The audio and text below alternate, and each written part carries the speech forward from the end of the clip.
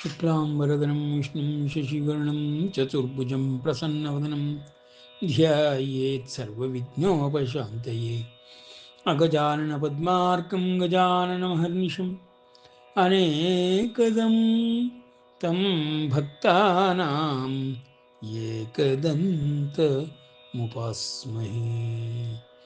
एकदन्तम् उपास्महे एकदन्तमुपास्महे ब्रह्मभूतः प्रसन्नात्मा न शोचति न काङ्क्षति समः सर्वेषु भूतेषु मद्भक्तिं लभते पराम् ब्रह्मभूतः प्रसन्नात्मा न शोचति न काङ्क्षति ಸಮಃ ಸರ್ವೇಷು ಭೂತೇಷು ಮದ್ಭಕ್ತಿಂ ಲಭತೆ ಪರಾಂ ಭಕ್ತ್ಯಾ ಮಾಮಭಿಜಾನಾತಿ ಯಾವಾನ್ಯಶ್ಚಾಸ್ಮಿ ತತ್ವತಃ ತತೋ ಮಾಂ ತತ್ವತೋ ಜ್ಞಾತ್ವಾ ವಿಶತೆ ತದನಂತರಂ ಚೇತಸಾ ಸರ್ವಕರ್ಮಾಣಿ ಮಯಿ ಸನ್ಯಸ್ಯ ಮತ್ಪರಃ ಬುದ್ಧಿಯೋಗಮುಪಾಶ್ರಿತ್ಯ ಮಚ್ಚಿತ್ತಃ ಸತತಂ ಭವ ಮಚ್ಚಿತ್ತಃ ಸರ್ವದುರ್ಗಾಣಿ ಮತ್ಪ್ರಸಾದಾತ್ ತರಿಷ್ಯಸಿ ಅಥ ಚೇತ್ವಮಹಂಕಾರಾನ್ ಶ್ರೋಷ್ಯಸಿ ವಿನಂಕ್ಷ್ಯಸಿ ತಮೇವ ಶರಣಂ ಗಚ್ಚ ಸರ್ವಭಾವೇನ ಭಾರತ ತತ್ಪ್ರಸಾದಾತ್ ಪರಾಂ ಶಾಂತಿಂ ಸ್ಥಾನಂ ಪ್ರಾಪ್ಸ್ಯಸಿ ಶಾಶ್ವತಂ ಮನ್ಮನಾ ಭವ ಮದ್ಭಕ್ತೋ ಮದ್ಯಾಜೀ ಮಾಂ ನಮಸ್ಕುರು ಮಾಮೇ ವೈಷ್ಯಸಿ ಸತ್ಯಂ ತೇ ಪ್ರತಿಜಾನೆ ಪ್ರಿಯೋಸಿ ಮೇ ಸರ್ವಧರ್ಮಾನ್ ಪರಿತ್ಯಜ್ಯ ಮಾಮೇಕಂ ಶರಣಂ ವ್ರಜ ಅಹಂ ತ್ವಾ ಸರ್ವಪಾಪೇಭ್ಯೋ ಮೋಕ್ಷಯಿಷ್ಯಾಮಿ ಮಾ ಶುಚಃ ಅಂಬ ತ್ವಾಮನುಸಂದದಾಮಿ ಭಗವದ್ಗೀತೆ ಭವದ್ವೇಷಿಣಿ. ಇದುವರೆಗೆ ನಾವು ಭಗವದ್ಗೀತಾ ಜ್ಞಾನ ಅಭ್ಯಾಸದ 9 ಅಧ್ಯಾಯಗಳನ್ನು ಸಂಪೂರ್ಣಗೊಳಿಸಿ ಜ್ಞಾನ ವಿಜ್ಞಾನ ಯೋಗವನ್ನು ತಿಳಿದುಕೊಂಡ ನಂತರದಲ್ಲಿ ಪುರುಷೋತ್ತಮ ಯೋಗವನ್ನು ತಿಳಿದುಕೊಳ್ಳುವುದಕ್ಕೋಸ್ಕರವಾಗಿ ವ್ಯವಸ್ಥಾತ್ಮಕವಾಗಿ ಮತ್ತು ಪ್ರಯೋಗಾತ್ಮಕವಾಗಿ ಹೇಗೆ ಈ ಸೃಷ್ಟಿಯನ್ನು, ವಿಶ್ವವನ್ನು, ಜಗತ್ತನ್ನು ಪರಮಾತ್ಮನು ನಡೆಸಿಕೊಂಡು ಹೋಗುತ್ತಿದ್ದಾನೆ ಎಂಬುದನ್ನು ರಚನಾತ್ಮಕವಾಗಿರುವಂತಹ ವಿಷಯಗಳನ್ನು ತಿಳಿದುಕೊಳ್ಳಲು ಹೊಸಗ 2ನೇ ಅಧ್ಯಾಯದಿಂದ ಪುನರಾರಂಭಿಸಿ 9 ಅಧ್ಯಾಯಗಳನ್ನು ಮುಗಿಸಿ ರಾಜಗುಹ್ಯ ರಾಜವಿದ್ಯಾ ಯೋಗವೆಂಬ ಅತ್ಯಂತ ರಹಸ್ಯತಮವಾದ ಅಧ್ಯಾಯವನ್ನು, ಅದರೊಳಗೆ ಭಗವಂತನ ಅಸ್ತಿತ್ವವನ್ನು, ಅವನು ಹೇಗೆ ಯಾವ ರೀತಿಯಲ್ಲಿ ಜಗತ್ತನ್ನು ನಡೆಸಿಕೊಂಡು ಹೋಗುತ್ತಿದ್ದಾನೆ ಎಂಬುದನ್ನು ತಿಳಿದುಕೊಂಡ ನಂತರದಲ್ಲಿ ಈಗ 10ನೇ ಅಧ್ಯಾಯದಲ್ಲಿ ಯಾವುದೇ ಪ್ರಶ್ನೆಗಳು ಅರ್ಜುನನಿಗೆ ಇರದಿದ್ದಾಗ್ಯೂ ಪರಮಾತ್ಮನೇ ಅವನ ಮೇಲಿಂದ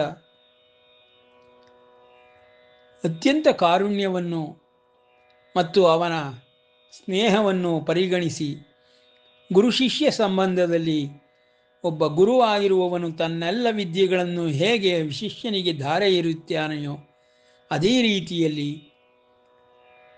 ತನ್ನ ಎಲ್ಲ ಜ್ಞಾನವನ್ನು ಪ್ರಯೋಗಾತ್ಮಕವಾಗಿ ನಡೆಸಬಹುದಾದಂತಹ ವಿದ್ಯೆಯನ್ನು, ಬ್ರಹ್ಮವಿದ್ಯೆಯನ್ನು ಅರ್ಜುನನಿಗೆ ಹೇಳಿಕೊಡುತ್ತಾ ಪರಮಾತ್ಮನು ವಿಭೂತಿ ಯೋಗವನ್ನು ಆರಂಭಿಸಿದ್ದಾನೆ. 10ನೇ ಅಧ್ಯಾಯವಾದ ವಿಭೂತಿ ಯೋಗದಲ್ಲಿ ತನ್ನ ಮಹಿಮೆಗಳನ್ನು ಸಾರುತ್ತಲಿದ್ದಾನೆ. ಮಹಿಮೆಗಳೆಂದರೆ ತಾನು ಯಾವ ರೀತಿಯಲ್ಲಿ ಈ ಸೃಷ್ಟಿಯನ್ನು ಆರಂಭಿಸಿದನು ಮತ್ತು ಈ ಸೃಷ್ಟಿಯೊಳಗೆ ತಾನು ಯಾವ ರೀತಿಯಲ್ಲಿ ಹಾಸುಹೊಕ್ಕಾಗಿದ್ದಾನೆ ಮತ್ತು ಯಾವ ರೀತಿಯಲ್ಲಿ ಈ ಸೃಷ್ಟಿಯನ್ನು ನಡೆಸಿಕೊಂಡು ಹೋಗುತ್ತಿದ್ದಾನೆ ಎಂಬ ರಹಸ್ಯತಮವಾದ ಮರ್ಮಗಳನ್ನು ಮಹಿಮೆಗಳ ಹೆಸರಿನಲ್ಲಿ ಜಗತ್ತಿಗೆ ತೋರಿಸುತ್ತಲಿದ್ದಾನೆ.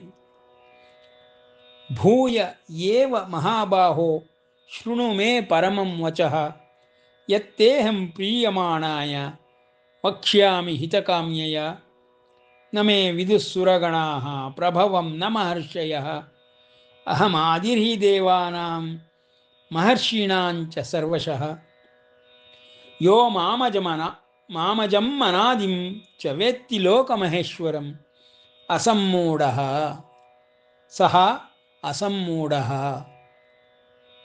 ಮರ್ತ್ಯೇಷು ಸಹ ಅಸಮ್ಮೂಢ ಸರ್ವಪಾಪೈ ಪ್ರಮುಚ್ಯತೆ. ಅಪ ಅರ್ಜುನ, ನಾನೇ ಈ ಜಗತ್ತಿಗೆಲ್ಲ ಸೃಷ್ಟಿಕರ್ತ. ಜಗತ್ತು ನನ್ನಿಂದಲೇ ಹುಟ್ಟಿತು, ನನ್ನಿಂದಲೇ ನಡೆಯುತ್ತಾ ಹೋಗುತ್ತಿದೆ ಮತ್ತು ನಾನೇ ಎಲ್ಲವನ್ನೂ ಸಂಪೂರ್ಣವಾಗಿ ರಚಿಸಿ ಅದನ್ನು ನಡೆಸಿಕೊಂಡು ಹೋಗುವಂತೆ ಸ್ವಭಾವಜನ್ಯದಿಂದ ಮುಂದೆ ಹೋಗುವಂತೆ ಮಾಡಿದ್ದೇನೆ. ನಾನು ಪ್ರತಿ ನಿಮಿಷವೂ ಇದನ್ನು ನಡೆಸಬೇಕಾದ ಅವಶ್ಯಕತೆ ಇಲ್ಲ. ಅದು ತಂತಾನೇ ನಡೆದುಕೊಂಡು ಹೋಗುವಂತೆ ವ್ಯವಸ್ಥೆಯನ್ನು ಮಾಡಿದ್ದೇನೆ ಎಂಬುದಾಗಿ 3 ಶ್ಲೋಕಗಳಲ್ಲಿ ಹೇಳಿಕೊಂಡ ಪರಮಾತ್ಮನು ತನ್ನ ಮಹಿಮೆಗಳನ್ನು ಈ ರೀತಿ ಯಾರು ತಿಳಿದುಕೊಳ್ಳುತ್ತಾರೆಯೋ ಅವರು ಮನುಷ್ಯರಲ್ಲಿ ಅಸಮ್ಮೂಢರು. ಅವರಂತಹ ಜ್ಞಾನಿಗಳು ಇನ್ನೊಬ್ಬರು ಇರಲಾರರು ಎಂಬುದಾಗಿ, ಮನುಷ್ಯರಲ್ಲೇ ಮಹಾಜ್ಞಾನಿ ಯಾರು ಎಂಬುದನ್ನು ಪರಮಾತ್ಮನ ಸ್ತರದಲ್ಲಿ ಎಲ್ಲವನ್ನೂ ತಿಳಿದುಕೊಳ್ಳುವವನಂಥವನನ್ನು ತನ್ನ ಜೊತೆಯಲ್ಲಿಯೇ ಇಟ್ಟುಕೊಂಡು ಅವನನ್ನು ಜ್ಞಾನೀ ಭಕ್ತನೆಂದು ಹೇಳುತ್ತಾ ಪರಮಾತ್ಮನು ಅವನ ಮೂಲಕವೇ ಎಲ್ಲವನ್ನೂ ಜಗತ್ತಿನಲ್ಲಿ ನಡೆಸಿಕೊಂಡು ಹೋಗುತ್ತಾ ತೋರಿಸುತ್ತಲಿದ್ದೇನೆ ಎಂಬ ಮಾತುಗಳನ್ನು ಮತ್ತು ಆ ಜ್ಞಾನೀ ಭಕ್ತನನ್ನು ಮರ್ತ್ಯೇಷು ಸ ಅಸಮ್ಮೂಢ, ಮನುಜರಲ್ಲಿಯೇ ಅವನು ಅಸಮ್ಮೂಢನೆಂದು ಅಂದರೆ ಸಮೂಢನಲ್ಲವೆಂದು ಪರಮಾತ್ಮನು ದೃಢೀಕರಿಸುತ್ತಾ ಅವನ ಜ್ಞಾನೀ ಭಕ್ತರನ್ನು ಪರಮಾತ್ಮನಿಗಿಂತಲೂ ಮೇಲಿನ ಸ್ತರದಲ್ಲಿ ಇಟ್ಟು ಈ ಜಗತ್ತಿನಲ್ಲಿ ಯಾರು ಅವನಿಗೆ ಅಂತರಂಗ ಭಕ್ತರಾಗಿರುತ್ತಾರೆಯೋ ಅಂತಹವರು ನನ್ನನ್ನು ಸಂಪೂರ್ಣವಾಗಿ ತಿಳಿದುಕೊಂಡಿರುತ್ತಾರೆ. ಅಂತಹವರಿಂದಲೇ ಈ ಜಗತ್ತು ನಡೆಯುತ್ತಲಿದೆ. ನನ್ನನ್ನು, ನನ್ನ ಅಸ್ತಿತ್ವವನ್ನು ನೀನು ತಿಳಿದುಕೊಳ್ಳಬೇಕಾದರೆ, ನನ್ನ ಮಹಿಮೆಗಳನ್ನು ತಿಳಿದುಕೊಳ್ಳಬೇಕಾದರೆ ಅಂತಹ ಜ್ಞಾನೀ ಭಕ್ತರ ಸಂಘವನ್ನು ಮಾಡಿ ಅವರ ಜೊತೆಯಲ್ಲಿದ್ದರೆ ನಿನಗೆ ನನ್ನದೆಲ್ಲವೂ ತಿಳಿದು ಬಿಡುತ್ತದೆ ಅರ್ಜುನ. ಆದುದರಿಂದ ಕೇಳು, ಅಸಮ್ಮೂಢ ಸಮರ್ಥ್ಯೇಷು, ಈ ಜಗತ್ತನ್ನೇ ಸೃಷ್ಟಿ ಮಾಡಿ ಈ ವಿಶ್ವಕ್ಕೆ ಒಡೆಯನಾಗಿ ಈ ವಿಶ್ವವನ್ನೇ ಸದಾಕಾಲವೂ ಕರೆಕ್ಟಾಗಿ ಸರಿಯಾಗಿ ನಡೆಸಿಕೊಂಡು ಹೋಗುವುದರಲ್ಲಿ ತಲ್ಲೀನನಾಗಿರುವುದು ಯಾರಿಗೆ ತಿಳಿಯುತ್ತದೆಂದರೆ ಸಮರ್ಥ್ಯೇಷು ಅಸಮ್ಮೂಢ, ಕಿಂಚಿತ್ತೂ ಮೌಢ್ಯವಿಲ್ಲದಂತಹ ಅಸಮ್ಮೂಢನಾದ ಜ್ಞಾನೀ ಭಕ್ತನಿಗೆ ಮಾತ್ರ ತಿಳಿಯುತ್ತದೆ. ಅವನಿಗೆ ಪ್ರತಿಯೊಂದು ಆಗುಹೋಗುಗಳಲ್ಲಿಯೂ ಪರಮಾತ್ಮನ ಮಹಿಮೆಗಳು ಕಾಣಿಸುತ್ತಲೇ ಇರುತ್ತದೆ. ಪರಮಾತ್ಮನಿಂದಲೇ ನಡೆಯುತ್ತಿರುವುದೆಂಬುದು ಪ್ರತಿ ಕ್ಷಣದಲ್ಲಿಯೂ ಅವನಿಗೆ ನಿಶ್ಚಲವಾದ ಬುದ್ಧಿಯಿಂದ ತಿಳಿಯುತ್ತದೆ. ಆ ನಿಶ್ಚಲವಾದ ಬುದ್ಧಿಯು ಯಾವೊಬ್ಬ ಮನುಷ್ಯನಿಗೂ ಇರಲಾರದು. ಅದು ಇರಬೇಕಾದರೆ ನನ್ನ ಬುದ್ಧಿಯೊಡನೆ ಅವನಿಗೆ ಯೋಗ ಉಂಟಾಗಬೇಕು. ಅಂತಹ ಯೋಗಿಯು ಈ ಜಗತ್ತಿನಲ್ಲಿ ನನ್ನನ್ನೇ ಪ್ರತಿನಿಧಿಸುತ್ತಾನೆ, ನನ್ನ ಅಸ್ತಿತ್ವವನ್ನು ತೋರಿಸುತ್ತಾನೆ. ಅರ್ಜುನ, ನಾನು ನೇರವಾಗಿ ಯಾರಿಗೂ ಕಾಣಿಸುವುದಿಲ್ಲ, ಆದರೂ ನಾನು ಇಲ್ಲವೆಂಬುದಾಗಿ ತಿಳಿಯಲಿಗೂ ಯಾರಿಗೂ ಅವಕಾಶವೂ ಇಲ್ಲ. ಆ ರೀತಿಯಲ್ಲಿ ನಾನು ಪ್ರತಿ ವಸ್ತುಗಳಲ್ಲಿಯೂ, ಪ್ರತಿ ವಿಷಯದಲ್ಲಿಯೂ, ಪ್ರತಿಯೊಬ್ಬ ವ್ಯಕ್ತಿಯಲ್ಲಿಯೂ ಹೃದಯದಲ್ಲಿ ನೆಲೆಸಿದ್ದಾಗ್ಯೂ ಮಾಯೆಯಿಂದ ಆವೃತರಾಗಿ ಪ್ರತಿಯೊಬ್ಬರೂ ಮೂಢರಾಗುತ್ತಾರೆ. ಅಂತಹ ಮೂಢರುಗಳಲ್ಲಿ ಅಸಮ್ಮೂಢನಾಗಿರುವವನು ನನ್ನ ಜ್ಞಾನೀ ಭಕ್ತನಾಗಿರುತ್ತಾನೆ ಎಂಬುದಾಗಿ ಪರಮಾತ್ಮನು ಅವನಿಗೆ ಅತ್ಯಂತ ಹತ್ತಿರವಾಗಿ ಅವನನ್ನೇ ಪ್ರತಿನಿಧಿಸುತ್ತಾ ಈ ಜಗತ್ತಿನಲ್ಲಿ ಕಾಣಿಸಿಕೊಳ್ಳುವಂತಹ ಅಸಮ್ಮೂಢನಾದ ಮರ್ತ್ಯೇಷು ಅಂದರೆ ಎಲ್ಲ ಜನಗಳಲ್ಲಿ ಅಸಮ್ಮೂಢನಾಗಿರುವವನವನು. ಅಂಥವನನ್ನು ನೀನು ಹೊಂದಿ ನನ್ನ ಅಸ್ತಿತ್ವವನ್ನು ತಿಳಿದುಕೋ. ನನ್ನ ಮಹಿಮೆಗಳನ್ನು ಅವನು ಸದಾಕಾಲದಲ್ಲಿಯೂ ಸರ್ವದಾ ಕಾಲದಲ್ಲಿಯೂ ಅನುಭವಿಸುತ್ತಾ ಜನಗಳಿಗೆ ತಿಳಿಸುತ್ತಾ ಎಲ್ಲರಿಗೂ ನನ್ನ ಮಹಿಮೆಯನ್ನು ಸದಾಕಾಲದಲ್ಲಿಯೂ ಕೊಂಡಾಡುತ್ತಾ ಇರುತ್ತಾನೆ. ಅಂತಹವನು ಜ್ಞಾನೀ ಭಕ್ತನಾಗಿರುತ್ತಾನೆ. ಅಂತಹ ಮನುಷ್ಯನಿಂದ ಮಾತ್ರ ನನ್ನನ್ನು ತಿಳಿಯಲು ಸಾಧ್ಯ, ಏಕೆಂದರೆ ನನ್ನನ್ನೇ ಅವನು ಪ್ರತಿನಿಧಿಸುತ್ತಿರುತ್ತಾನೆ ಎಂಬ ವಿಶೇಷಣಗಳನ್ನು ಹೇಳುತ್ತಾ ಪರಮಾತ್ಮನು ಅಸಮ್ಮೂಢ ಸಮರ್ಥ್ಯೇಷು ಎಂಬುದಾಗಿ ಜ್ಞಾನೀ ಭಕ್ತರನ್ನು, ಯೋಗದಿಂದ ಯಾರು ಅವನನ್ನು ಕೂಡಿಕೊಂಡು ಯೋಗಿಯಾಗಿರುತ್ತಾರೆಯೋ ಅಂತಹವರನ್ನು ನಿರ್ದೇಶಪಟ್ಟು ಹೇಳುತ್ತಲಿದ್ದಾನೆ. ಅಂತಹವರುಗಳು ಯಾವ ಪಾಪಗಳಿಂದಲೂ ಅಂಟಲ್ಪಡುವುದಿಲ್ಲ, ಅವರಿಗೆ ಪಾಪವು ಸೋಕುವುದೂ ಇಲ್ಲ. ಅಂತಹ ಜ್ಞಾನಿ ಭಕ್ತರಲ್ಲಿ ನನ್ನ ಅಸ್ತಿತ್ವವಿರುತ್ತದೆ. ನನ್ನ ಪಾವಿತ್ರ್ಯತಮವಾದಂತಹ ಶುದ್ಧ ಜ್ಞಾನವು ಬುದ್ಧಿಯು ಸದಾ ಅವರಲ್ಲಿ ಹರಿಯುತ್ತಲಿರುತ್ತದೆ. ಅವರ ಮೂಲಕ ಈ ಜಗತ್ತಿಗೆ ನನ್ನ ಅಸ್ತಿತ್ವವನ್ನು ತೋರಿಸುತ್ತಿರುತ್ತೇನೆ ಎಂಬುದಾಗಿ ಪರಮಾತ್ಮನು 3 ಶ್ಲೋಕಗಳಲ್ಲಿ ಅಭಯ ವಾಕ್ಯಗಳನ್ನು ಕೊಡುತ್ತಾ 4ನೆಯ ಶ್ಲೋಕದಲ್ಲಿ ಅವನ ದೇಹದ ರಚನೆಯ ವಿಷಯದಲ್ಲಿ 7ನೇ ಅಧ್ಯಾಯದಲ್ಲಿ ಹೇಳಿದ ರೀತಿಯಲ್ಲಿಯೇ ಭೂಮಿರಾಪೋ ನಲೋ ವಾಯು ಖಂ ಮನೋ ಬುದ್ಧಿರೇವಚ ಅಹಂಕಾರ ಇತೀಯಮ್ಮೆ ಭಿನ್ನ ಪ್ರಕೃತಿರಷ್ಟದ ಎಂಬುದಾಗಿ ಯಾವುದನ್ನು ಸಮಷ್ಟಿ ರೂಪದಲ್ಲಿರುವುದಾಗಿ ಹೇಳಿದ್ದನೋ ಅವುಗಳನ್ನು ಒಂದೊಂದನ್ನು ಮಹಿಮೆಯನ್ನಾಗಿ ಇಲ್ಲಿ ವರ್ಣಿಸುತ್ತಿದ್ದಾನೆ. ಬುದ್ಧಿರ್ಜ್ಞಾನಮಸಂತೋಷ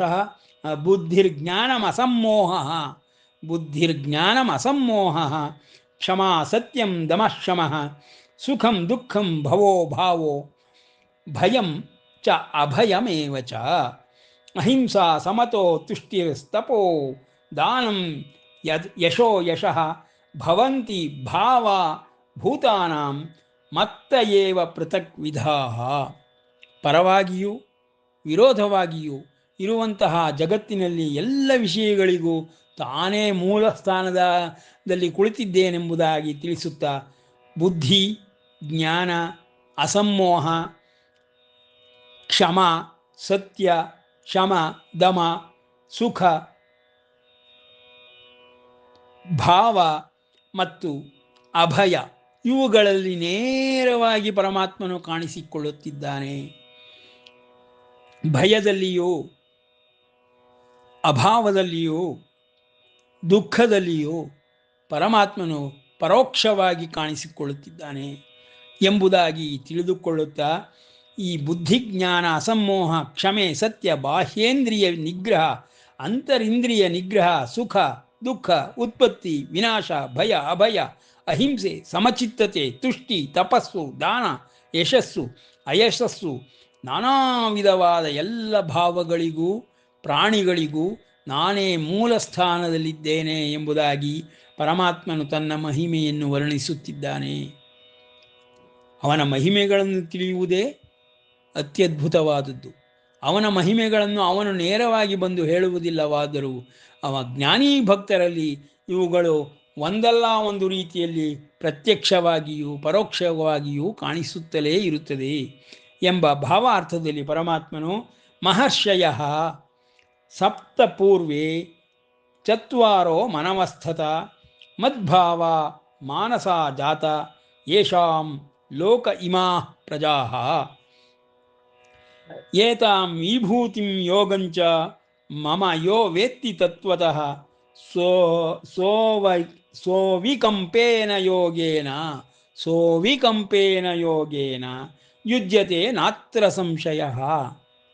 ಅಪ್ಪ ಅರ್ಜುನ, ನೀನು ಜಗತ್ತಿನಲ್ಲಿ ಎಲ್ಲವನ್ನೂ ಕಾಣುತ್ತಲಿದೆಯೇ, ಅವೆಲ್ಲವೂ ಇಂದ್ರಿಯ ಗೋಚರವಾಗಿದೆ. ಈ ಇಂದ್ರಿಯ ಗೋಚರವಾಗಿರುವಂತಹ ಸಕಲ ವಸ್ತು ವಿಷಯಗಳಲ್ಲಿಯೂ ವ್ಯಕ್ತಿಗಳಲ್ಲಿಯೂ ಯಾವುದು ವಿಶೇಷವಾಗಿರುವುದೋ, ಯಾವುದು ಗುಣರೂಪದಿಂದ ಇರುವುದೋ ಅಂತಹವುಗಳೆಲ್ಲವೂ ನಾನೇ ಆಗಿದ್ದೇನೆ, ನನ್ನಿಂದಲೇ ಬಂದಿದೆ ಎಂಬುದನ್ನು ತಿಳಿದುಕೋ. ಈ ಸೃಷ್ಟಿಯ ಆದಿಯೂ ನನ್ನಿಂದಲೇ ಉತ್ಪತ್ತಿಯಾಯಿತು. ಅದು ಹೇಗೆ ಎಂದರೆ ಮಹರ್ಷಯ ಸಪ್ತಪೂರ್ವೇ, ಸಪ್ತ ಋಷಿಗಳು ನನ್ನಿಂದಲೇ ಬಂದರು. ಚತ್ವಾರೋ ಮನವಸ್ಥತ, 4 ಥರದ ಮನುಗಳು ನನ್ನಿಂದಲೇ ಬಂದರು. ಮತ್ತು ಆ ಮನುಗಳಿಂದ ನನ್ನಿಂದಲೇ ಬಂದಂತಹ ನನ್ನ ಅಂಶವನ್ನು ಇಟ್ಟುಕೊಂಡಿರುವಂತಹ ಭಾವಾಂಶ ಸಹಿತರಾದಂತಹ ಆ ಮನುಗಳಿಂದ ಮತ್ತೆ ಹಲವಾರು ಸಂತತಿಗಳು ಉದ್ಭವವಾಗಿ ಈ ಜಗತ್ತನ್ನೇ ಪ್ರಜೆಗಳಾಗಿ ಆಕ್ರಮಿಸಿಕೊಂಡಿದ್ದಾರೆ. ಆದುದರಿಂದ ಮದ್ಭಾವ ಮಾನಸ ಜಾತ ಯೇಷಾಂ ಲೋಕ ಇಮಾಹ ಪ್ರಜಾಃ, ಈ ನಿನಗೆ ಕಾಣಿಸುತ್ತಿರುವಂತಹ ಇಹಲೋಕವೆಲ್ಲವೂ ನನ್ನ ಮಹಿಮೆಯಿಂದಲೇ ಬೆಳಗುತ್ತಿದೆ. ಇಲ್ಲಿರುವ ಪ್ರತಿಯೊಬ್ಬ ವ್ಯಕ್ತಿಯು ಯಾವೊಂದು ಗುಣವನ್ನು ಹೊಂದಿದ್ದರೂ ಆ ಗುಣವು ನನ್ನಿಂದಲೇ ಬರುತ್ತಿದೆ ಎಂಬುದನ್ನು ಮೂಲದಲ್ಲಿ ನಾನೇ ಇದ್ದೇನೆ ಎಂಬುದನ್ನು, ನಾನೇ ಮೂಲದಲ್ಲಿ ಇದ್ದು ಎಲ್ಲವನ್ನು ಸೃಷ್ಟಿಸಿದ್ದೇನೆಂಬುದನ್ನು ತಿಳಿದುಕೋ ಎಂಬುದಾಗಿ ಪೃಥಕ್ ಪೃಥಕ್ಕಾಗಿ ಒಂದೊಂದನ್ನೇ ಬಿಡಿಸುತ್ತಾ ಪರಮಾತ್ಮನು ಅದರ ಸೃಷ್ಟಿಗೆ ತಾನೇ ಕಾರಣನೆಂಬುದಾಗಿ ಮಹಿಮೆಯನ್ನು ಸಾರುತ್ತಲಿದ್ದಾನೆ. ಏತಾಂ ವಿಭೂತಿಂ ಯೋಗಂಚ ಮಮ ಯೋ ವೇತ್ತಿ ತತ್ವತಃ ಸೋ ವಿಕಂಪೇನ ಯೋಗೇನ ಯುಜ್ಯತೆ ನಾತ್ರ ಸಂಶಯ. ಹೇಗಪ್ಪ, ಪರಮಾತ್ಮ ಇಂದ್ರಿಯ ಗೋಚರನಲ್ಲ, ಆದರೂ ನಾನೇ ಎಲ್ಲದರಲ್ಲೂ ಮೂಲ ಸ್ಥಾನದಲ್ಲಿದ್ದೇನೆ, ನನ್ನಿಂದಲೇ ಹುಟ್ಟಿದೆ, ನನ್ನಿಂದಲೇ ಬದುಕಿದೆ, ನನ್ನಿಂದಲೇ ಬೆಳೆಯುತ್ತಿದೆ, ನನ್ನಿಂದಲೇ ಎಲ್ಲವೂ ಗೋಚರವಾಗುತ್ತಿದೆ ಎಂದು ಹೇಳುತ್ತಿದ್ದಾನಲ್ಲ ಎಂಬ ಪ್ರಶ್ನೆ ಸಾಮಾನ್ಯವಾಗಿ ಎಲ್ಲರಿಗೂ ಬರುತ್ತದೆ. ಅದಕ್ಕೆ ಉದಾಹರಣೆಯಾಗಿ ಪರಮಾತ್ಮನು ಏತಾಂ ವಿಭೂತಿಂ ಯೋಗಂಚ ಮಮ ಯೋ ವೇತ್ತಿ ತತ್ವತಃ, ತತ್ವದಿಂದ ಯಾರು ನನ್ನನ್ನು ತಿಳಿದುಕೊಂಡು ನಾನೇ ಎಲ್ಲದಕ್ಕೂ ಆದಿಯಾಗಿಯೂ ಮೂಲನಾಗಿಯೂ ಇದ್ದೇನೆ ಎಂಬುದನ್ನು ಅರಿತುಕೊಳ್ಳುವರೋ ಅಂತಹ ಜ್ಞಾನಿ ಭಕ್ತರು ನನ್ನೊಡನೆ ಸದಾಕಾಲದಲ್ಲಿಯೂ ಯೋಗಯುಕ್ತರಾಗಿ ಯೋಗದ ಮೂಲಕ ನನ್ನ ಸಂಪರ್ಕವನ್ನು ಹೊಂದಿ ಜಗತ್ತಿಗೆ ಬೆಳಗುತ್ತಲಿರುತ್ತಾರೆ. ಅಂಥ ಜ್ಞಾನಿ ಭಕ್ತರಿಂದ ನನ್ನ ಅಸ್ತಿತ್ವವು ಎಲ್ಲರಿಗೂ ತಿಳಿಯುತ್ತದೆ.